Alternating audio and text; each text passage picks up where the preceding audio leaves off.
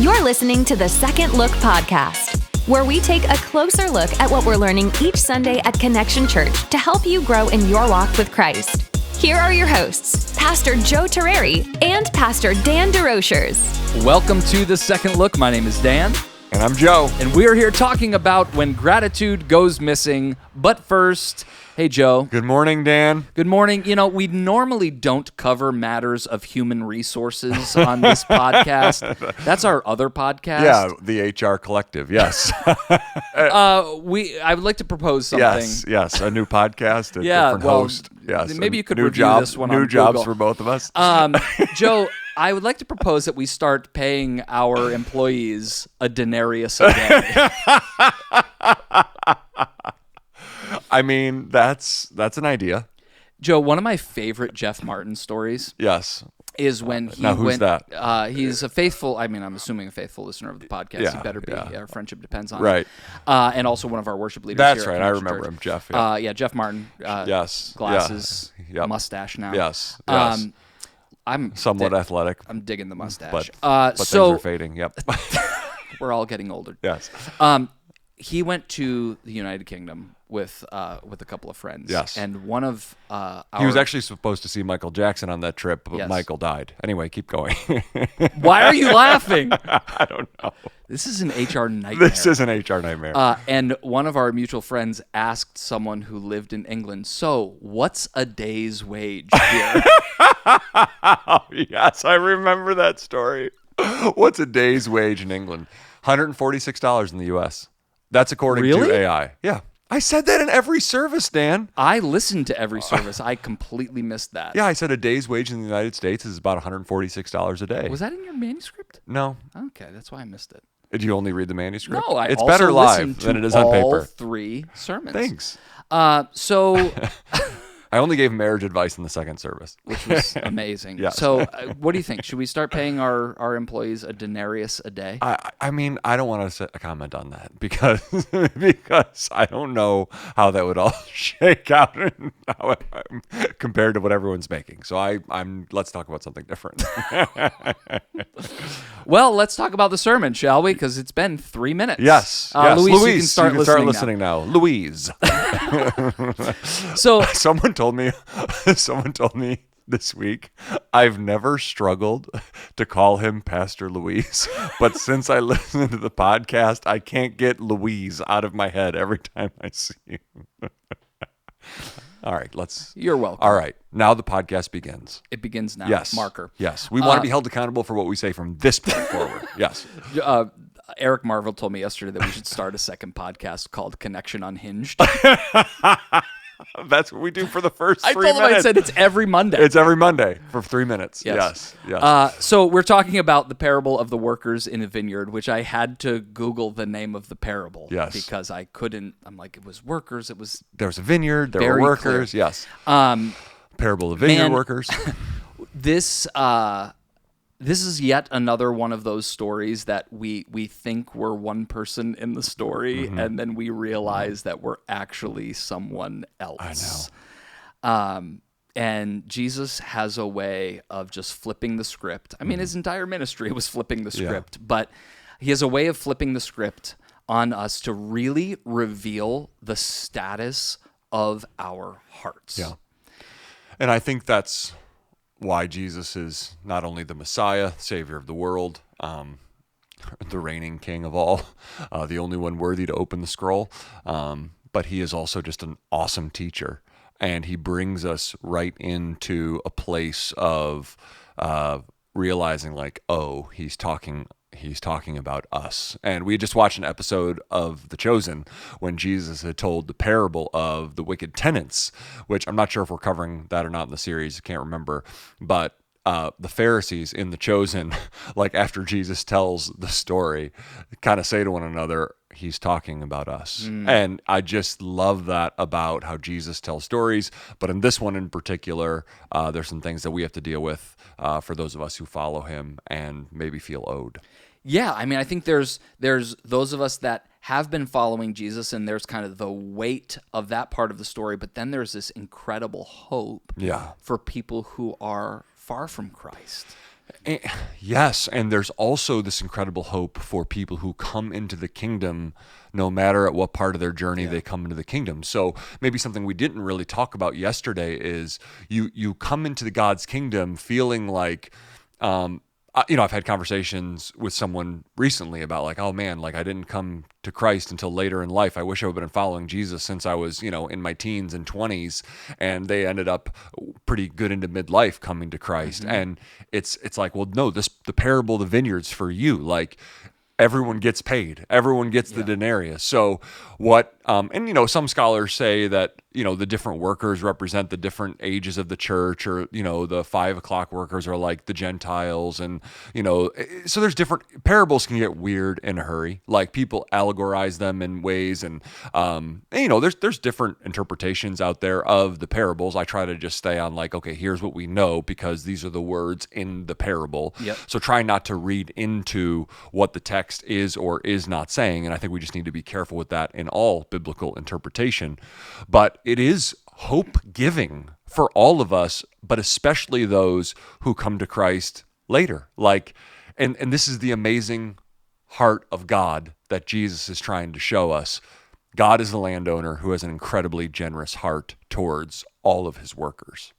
Joe, I want to get right off the bat here to one of the statements that you shared that, at least in the first service, you said, I'm not even sure if I actually believe this. Yes. Like in your heart, right? Yes. God's blessings in someone else's life have nothing to do with you. Yeah. That's a tough pill to swallow. Yeah.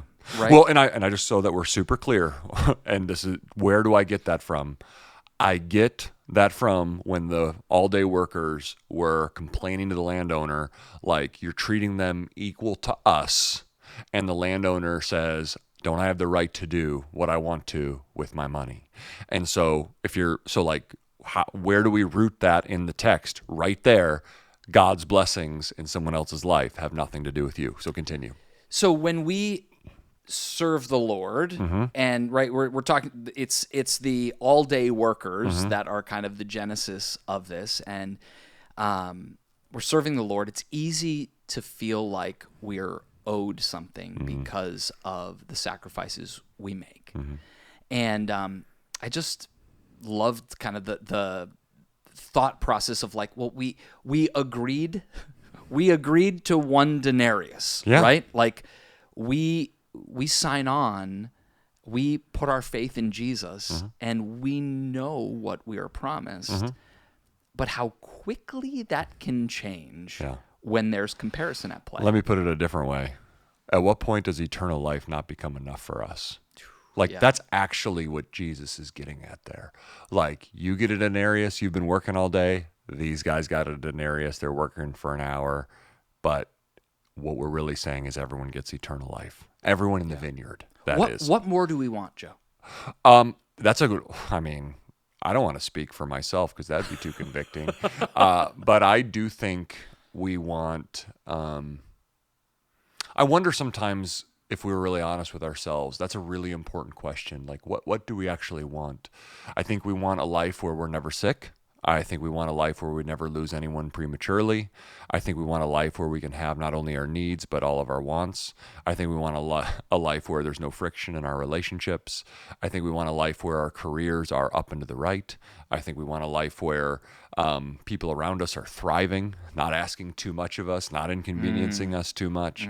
We want a life, really, where Genesis 3 isn't showing up in ways that really make life hard. And I think we have all these assumptions about what God should do for us because we're serving him. And I have had some very dark-ish moments with the Lord privately around ways that I felt like he's been treating me in an unfair way. And looking back now on those times, I just have to be very blunt and just say, yeah, that was probably really good for me. Like the Lord knows, like I've seen God bless my life in ways now where looking back, I'm like, well, if that would have happened when I was 27, I am not entirely sure that I would really appreciate all that I've been given now. And not that we're, rich or whatever. Like, but I just see God doing things in my life where it's like, oh yeah, that's obviously him. Yeah. That's him.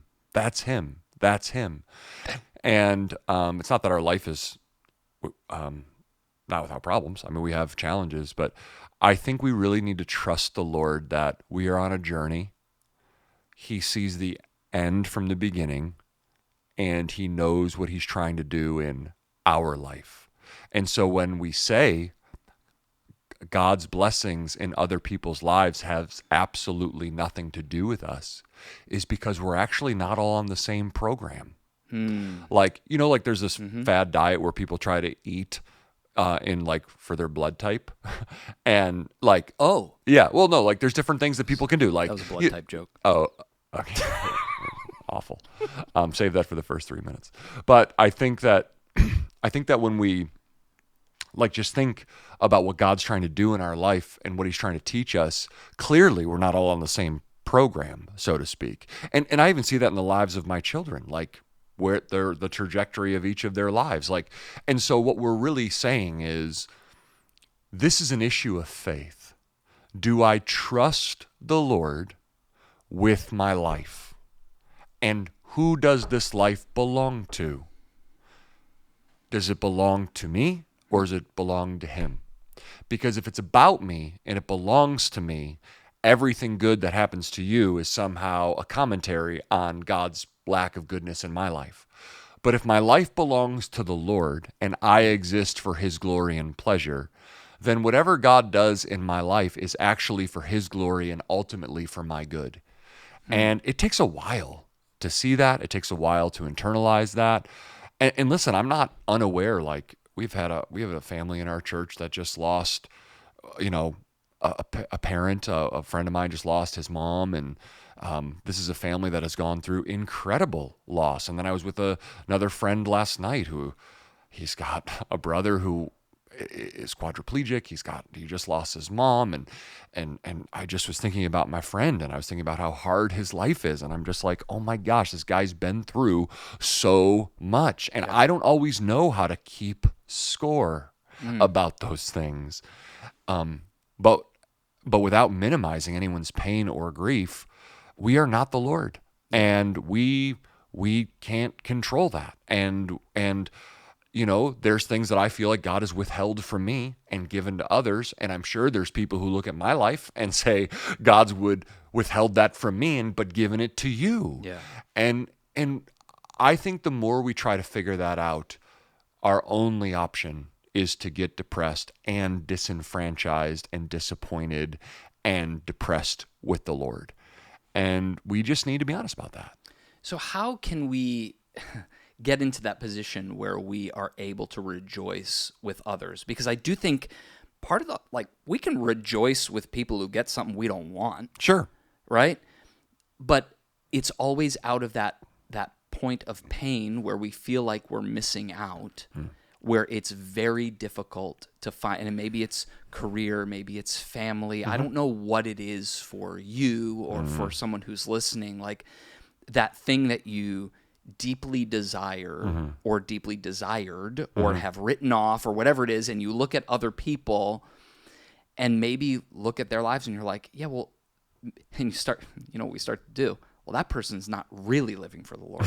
Right? We start calling balls and strikes on someone else's spiritual journey. Yeah. No, but we've never done that. I'll never forget Matt Chandler. He's a pastor in Texas. He shared this publicly. He said he got a pretty serious brain cancer, like over 10 years ago now, and he ended up having like a seizure on Thanksgiving morning, and he had to have like months and months and months of chemo and radiation and craniotomy, like the whole thing, and they thought he was going to die, and he said, he goes, there was a moment where there was this guy in his church who was having an affair, and he said to the Lord, like, why not that guy, Lord? Like, why me? And why not that guy? And I'll never forget him saying that, because I'm like, and I think my answer to your question is we have very human moments, even if we deeply love Jesus. I had someone come up to me after the first service and just say, okay, I hear what you're saying, but how do you deal with those feelings? Yeah. And I just said, this is what I said to our friend, and it was someone on our tech team, and I'll just say it here. It's like you have to bring that pain to the Lord. So what we are not saying is that somehow what's not going to happen in your heart is you're not going to ask. You see someone get what you want and you're going to have to deal. Like you have to deal with that. Like you're a human being. So don't beat yourself up for having those feelings. The key is what you do with that pain and what you do with those questions and what you do with those feelings. You have to bring them to the Lord. And this is what we see in the Psalms. We lament. We pour our hearts out to God. We tell God about our pain and where it hurts. Not because he doesn't know already, but because we're practicing bringing our pain to the healer.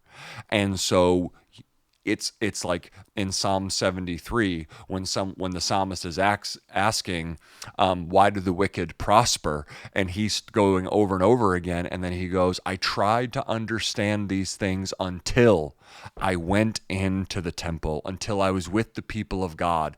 And what he's saying is until we get into the presence of God, we cannot have perspective on these things.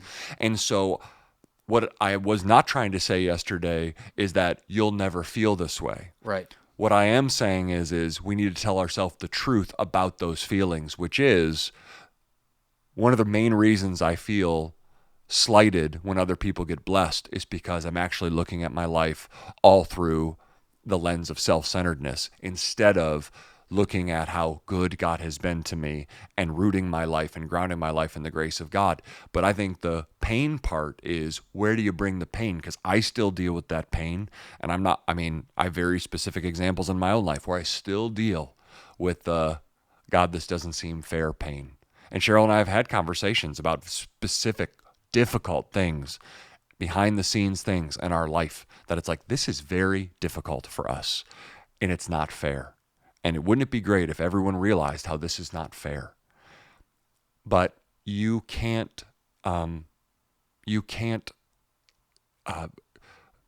that pain simmer or else bitterness grows. So what you have to do is bring it to the Lord, release it to the Lord, and then trust the Lord that no good thing will he withhold from you. I think, like you're saying, concentrating on the generous grace that God has, Yes. That's so key. But then your thought of, like, we're not all on the same program, that's super helpful for me. Really helpful. Like, sometimes we look at God's amazing grace and it looks more amazing, and I'm talking to the all-day workers here. It looks more amazing for someone that came from further down. Right. And maybe if you've been following Jesus for the majority of your life, it doesn't feel that amazing because there wasn't the depth there. But I know I wouldn't trade my life for that pain. No. And I think anyone who's really experienced the grace of God, who's been kind of had to hit rock bottom, I think they would tell you, like, you don't need to know how dark that gets in order to appreciate the grace of God, right? Yeah. We actually want for our kids and for our families, and like boring testimonies are wonderful. Yeah. Like experience, like loving Jesus, like discovering Christ in a loving Christian home and growing up and loving him your whole life is they're not going to make a movie about that, but it is what we want. We want that boring testimony. But I think to your point, that's still incredibly kind of God to save us and put us in those places where the conditions are so good. Yeah. Like, so good. Like, you and I both have parents where we could probably talk about their imperfections for sure. But when I think about my mom and dad, it's like, oh yeah, like I won the lottery. Like I had two parents who deeply love Jesus, still love each other. And and it's like the legacy of faith. It's like, I'm just like, that is God's grace in my life.